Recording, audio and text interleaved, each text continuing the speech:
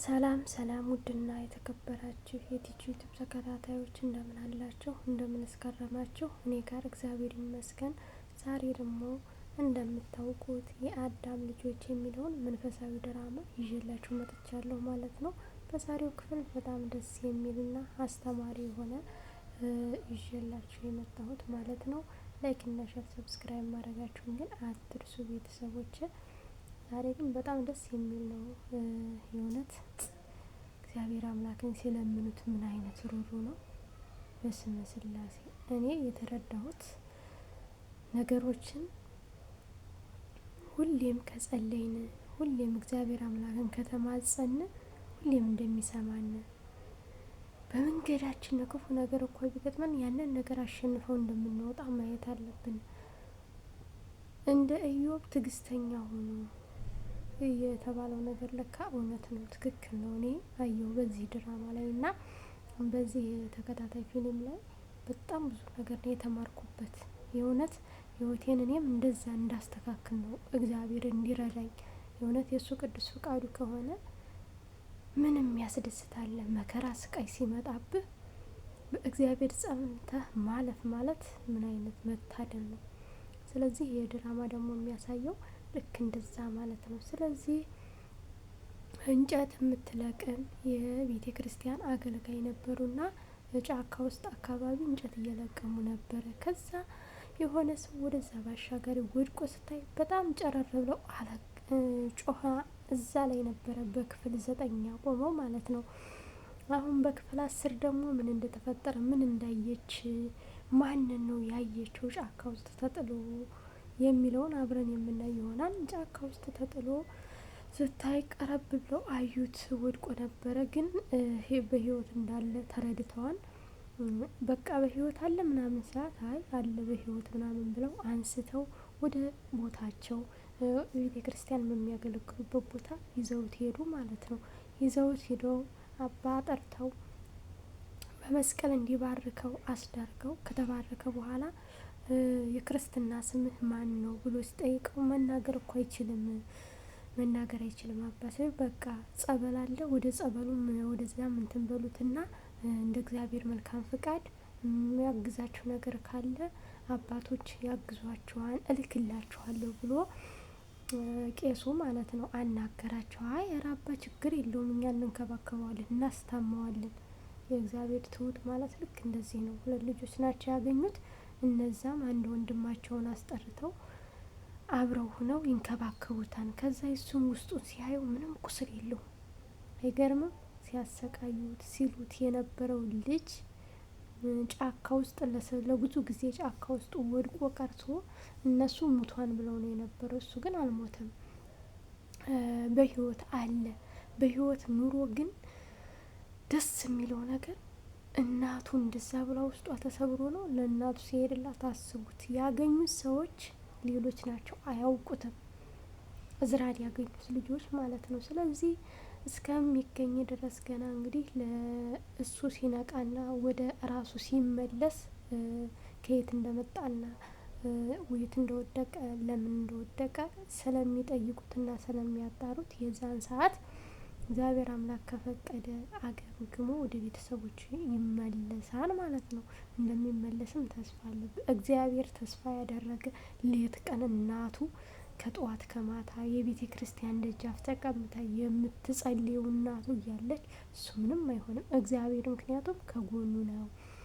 ጥላት ቢያሸምቅ ጥላት ሊወጋን ቢሞክር እኛ ግን በእግዚአብሔር ኃይል እንደምናሸንፈው መረዳት አለባችሁ። ሁልጊዜ አሁን ለምሳሌ ዛሬ እየጸለይን ነገ ጥላት ምን ያደርጋል መሰላችሁ? አንዲት የሆነች ልጅ እንደ ምስክርነት አድርጋ ስትናገር ነው የሰማኋትና የቅዱስ ሚካኤል እለት ፈተና በህይወቷ ይገጥማታል። አንዴ ከመኪና አደጋ፣ አንድ ጊዜ ደግሞ በእሳት ከመቃጠል፣ በቃ በተለያዩ ነገር ይፈታተናታል። ጥላት ሊያስገድላት በብዙ ነገር ይጥላት፣ ግን እግዚአብሔር ያድናታል። በዛ ነገር ላይ እግዚአብሔር ያድናታል። ዋናው አላማ የጥላት ምን ነበረ?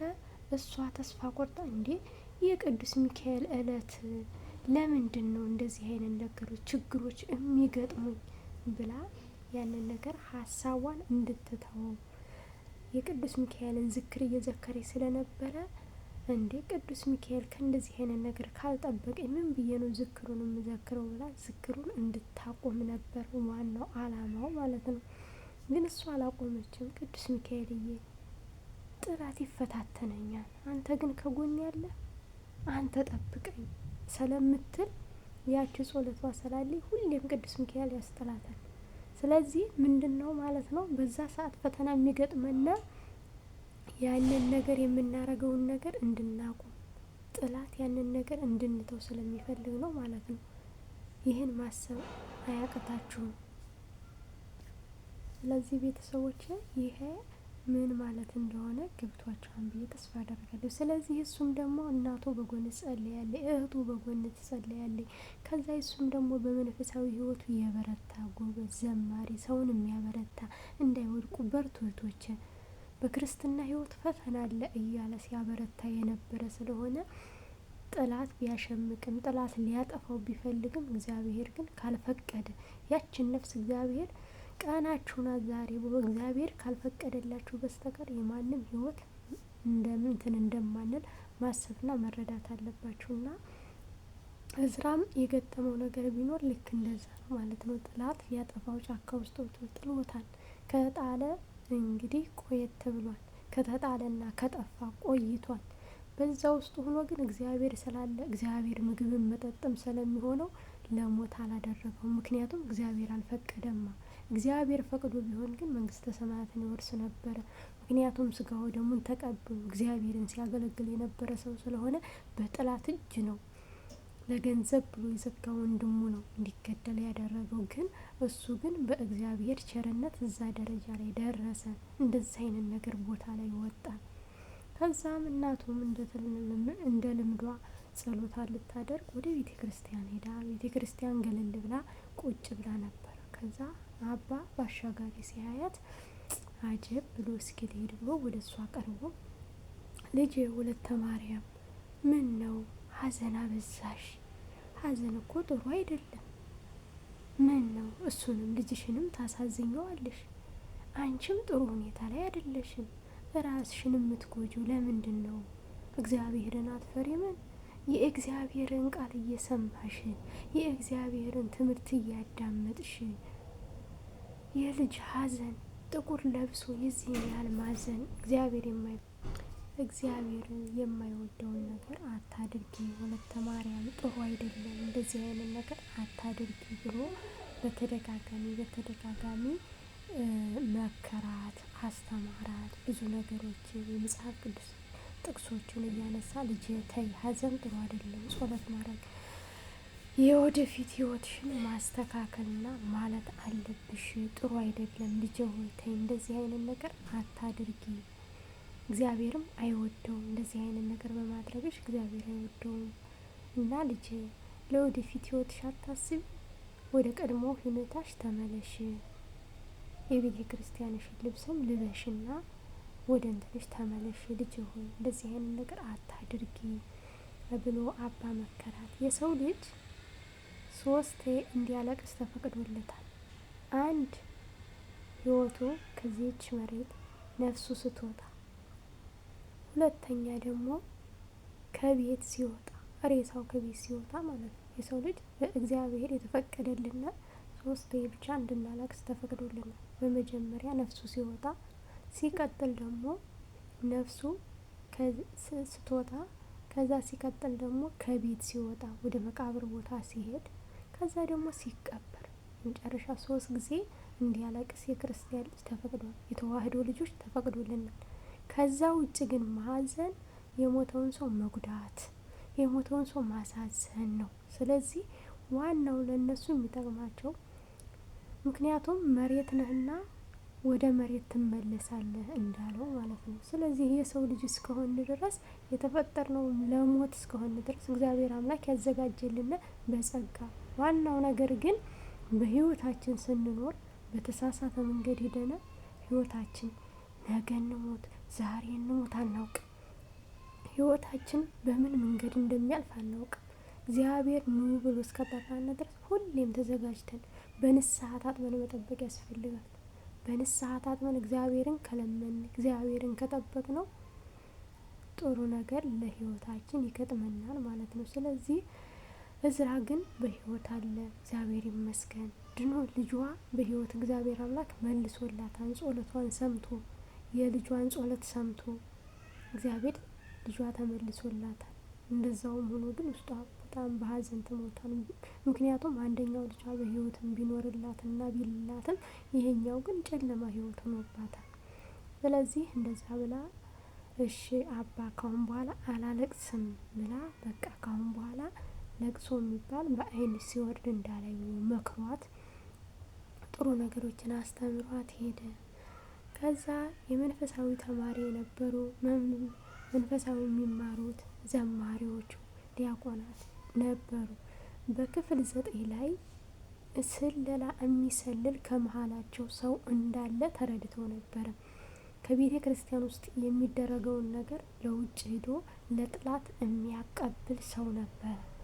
ከዛም እርስ ራሳችንን እንመርምር፣ ማን ነው ሄዶ የሚያቀብለው ጠይቁ ተብሎ እርስ በራሳቸው ተወያይተው ነበርና ከዛ ሁላቸውም የየድርሻቸውን ሊፈትሹ ሄደው ነበር ሊጠይቁ። ምክንያቱም ጠላት ማን እንደሆነ ቢያውቁ በቤተ ክርስቲያን ግን አይፈቀድም። ሰውን ዝም ብለህ መወንጀል አትችልም። በአይንህ በብረትህ ያላየኸውን ነገር መናገር ስለማይቻል ማለት ነው። መናገር ቢቻል ራሱ ያን ሰው ጥፋት ቢያጠፋ መክረህ ከዛ ነገር ላይ እንዲወጣ በስነ ስርዓት እንጂ በቁጣና ወይም በስድብ አይደለም ያንን ሰው ልትመልሰው የምትችለው። እግዚአብሔር አምላክ ልቦና ይስጣችሁ ወይም ወደ ልቦናችሁ አይን ብርሃናችሁን ያብራላችሁ ብለን በጸሎት ማሰብ ነው። የደከመ ሰው ስናይ ወይም ደግሞ ወደ ተሳሳተ መንገድ የሚሄድ የሚጠጣ የሚቅም ሰው ስናገኝ ያንን ሰው ዋናው ነገር ምንድነው የምናደርገው? ለእግዚአብሔር ማሳሰብ፣ በጸሎት ያንን ሰው ማሰብ ነው የሚያስፈልገው። ከዛ ውጭ ነገር እኛ ልናደርግ አንችልም። ምክንያቱም እግዚአብሔር አምላክ ያንን ሰው ሊመልሰው ከቻለ እሱ በደቂቃዎች ያንን ሰው መመለስ ይችላል፣ ወደ ቀድሞ ህይወቱ መመለስ ይችላል። ስለዚህ ያን ሰው እነሱ ሄደው ማየትና ማን እንደሆነ ለማወቅ ስለፈለጉ እንጂ ሌላ ነገር አስበው ሳይሆን እነሱን ማን ነው በመሀላችን ሄዶ የሚያቀብል ብለው እርስ በራሳቸው እንትን ብለው ነበረና ከዛ ሁለቱ የሄዱት የፈለጉበትን ምን ቦታ ላይ ደረሳችሁ ብሎ ዲያቆን ሲጠይቃቸው መንገድ ላይ እየጠበቀ ሻንቆ ብር እየሰጠ እየደለለ ከቤተ ክርስቲያን ያሉትን ወጣቶች እንደሚያወጣ ደርሼበታለሁ። ይህን ነገር አጣርሼ መጥቻለሁ ብለው ተናገሩ። መልካም ነው። ከዛ አንደኛይቱ ደግሞ ያን የሚሰልለው ሰውዬ እንደ ቀድሞ ዲያቆን ጋር ሆነው ከአንድ ላይ ሆነው ገንዘብ ሲሰጣቸው በእጁ ገንዘብ ሲሰጣቸው እንደዚህ አድርጉ ከቤተ ክርስቲያን ሰዎችን ለማስወጣት ሞክሩ ብሎ ሲመክራቸውና ሲላቸው ሰምታ ነበረና በጣም ስለደነገጠችና በጣም እንትን ስላለች እያለች ሄዳ እኔ በቃ በአይኔ በብረቱ ገንዘብ ሲሰጥ እንዳውም እንደዚህ ያለ ዲያቆን ቄሱም አብሮ ተባባሪ ነው፣ አብረው ሆኖ ሁለታቸውን ገንዘብ ሲሰጣቸው በአይኔ በብረቱ ሻንቆ ሲሰጣቸው አይቻለሁ ብላ ሄዳ ስትነግረው ወላዲተ አምላክ ድረሽ እመብርሃን አዛኝቷ አይ ከንቱ ነነሳ ተበልተናል አልቀናል አለች በድርጋጋ። ከዛ ተይ እንጂ ልጄ ምን ነው እንደዚህ ታያለሽ? ገና ነን። ጥላት ቢያንዣብብን በወዲያ በወዲህ ሁሌም ደግሞ ወደፊት ወደሚመለከተው አካል እናሳስባለን። እኛ ከአቅማችን በላይ ከሆነ ግን እኛ ጥንቃቄ ማድረግ አለብን ብለው ቁጭ ብለው ነበር። ጥላት እነሱ ይሄንን ወሬያቸውን ከጨረሱ በኋላ ጥላት መጣ። ያው የተሰልል የተባለው ሰው ታጥቆ መጣና እንዴ ትታችሁም እየተወያያችሁ ነው እንዴ ምናምን አለ። መቼም ጥላት አለሳልሶ አይደለም የሚገባው። አይ ስትቀርብን ጊዜ እኮ ጀመርን፣ ምን አዲስ ነገር አለ ሲሉትኝ በእኔ በኩል ምንም የለም፣ ሲጀመር ከኛ ከአገልጋይ ውስጥ ምንም ሰው የለም፣ እንትን የሚያቀብል ሰው የለም። ስለዚህ አትደንግጡ፣ አትፍሩ፣ ብሎ ተናገራቸው። እነሱም መልካም እሺ ብለው ያው ልቦናቸው ያውቃል እሱ እንደሆነ፣ ግንም ቢሆንም እንደህ ነው አንተ አድርገሃል፣ እንዴት እንደዚህ ነገር አደረክ አይደለም። ሰውን ልጅ ልትመልስ ስትፈልግ ቀስ ብለህ በተረጋጋ መልኩ በአባቶች አስመክረን ያንን ሰው ወደ ህይወቱ እንዲመለስ እግዚአብሔር አምላክ ደግሞ እንዲጨመርበት እግዚአብሔርን በጸሎት መጠየቅ፣ እግዚአብሔር ሆይ ያንን ሰው ልቦናውን መልስለት ብለን በጸሎት ማሳሰብና መጠየቅ ነው የሚያስፈልገው። ከዛም ደግሞ ራማ ደግሞ ሰላይ ከቤታቸው ሊያስገባ ነው። በርበራ የውርሱ ገንዘብ ያለበትን ወረቀት የት እንዳደረገችው እናቱ ልትሰጠው ስላልቻለች መጠየቅ ስለፈለገ፣ በሌላ ሰው ማስጠየቅ ስለፈለገ ቀጥታ ምን አደረገ? ሰራተኛ ቤት የምታጸዳ እናቴም በሀዘን አንቺም እህቴም በሀዘን ደክማችሁ ስለሆነ ብሎ የራሱን ሰው የምትሰልይለትና ወረቀቱን እንድትፈልግ ማለት ነው ሰው ላከባት። ከዛ ይዞ መጥቶ እህቴ ካሁን በኋላ ምንም ነገር እንዳትሰሪ፣ እሷ ትሰራለች፣ ቤቱንም ታጸዳለች፣ ሁሉን ነገር ትችላለች። ካሁን በኋላ ምንም ነገር፣ ካሁን በኋላ ጥናትሽን ብቻ ከቤተ ክርስቲያን እየሄድሽ ጥናትሽን ማጥናት ብቻ፣ የመንፈሳዊ ህይወትሽን አጠናክሪ ብሎ ያዘነ መስሎ ሲናገር እናቱ ከወደ ቤተ ክርስቲያን መጣች። ልጅ ምንድን ነው? ምን ተፈጥሮ ነው? ምናምን ስትል እሷ በቃ ካሁን በኋላ እናቴ ምንም ነገር እንዳትሰሩ እሷ ትሰራለች ብላ አስገባ። ራማ ማለት ነው አስገባ። ከዛም ልጅቲቱ የመጀመሪያ ስራዋን እየሰራች ነው። ቤት እያጸዳ ይመስላል እየበረበረ እቃ። ከዛ እህቱ ደረሰችባት። ምን እያደረግሽ ነው ስትላትኝ አይ ምንም እያስተካከልኩ ነው ሰዓት፣ አይ ብዙ መድከም የለብሽም እኮ ችግር የለውም ምናምን ስትላትኝ አረ ችግር የለውም የምን መድከም ናት፣ ውበት የክርስቶስ ነው። ስለዚህ ውበትሽን ላልሆነ ቦታ አትጣዩ አላት። ስለገባት አትጣዩ፣ ጥሩ አይደለም፣ በውበትሽ አትመኪ፣ በእግዚአብሔር ተመኪ አለቻት። ምን ነው አንቺ መልክና ውበትሽ ከሌለሽ ከንቱ ነው፣ ስለዚህ በውበቴ ነው የምመካው ብላ መለሰችላት። ስለዚህ የአዳም ልጆች በዚህ ተጠናቋል፣ በክፍል 10 ማለት ነው። በክፍል 11 ደግሞ ምን እንደሚፈጠር ምን እንደተፈጠረ አብረን የምናይ ይሆናል። ላይክ እና ሼር ሰብስክራይብ እያደረጋችሁ እንደተማራችሁበት ተስፋ አደርጋለሁ። ስለነበረን ቆይታ ቸሩ መድኃኔዓለም የተመሰገነና የከበረ ይሁን። እንደተማራችሁበት ተስፋ አለኝ።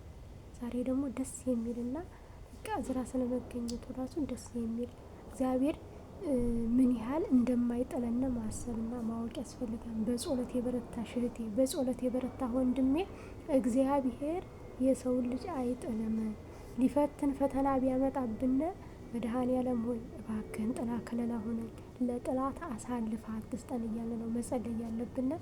ቸር ቆዩልኝ፣ ቸር ሰንብቱልኝ። በቀጣይ ቪዲዮ እስከምንገናኝ እግዚአብሔር ከእናንተ ጋር ይሆን እላለሁ። መልካም ምሽት፣ መልካም ሌሊት፣ መልካም ቀን።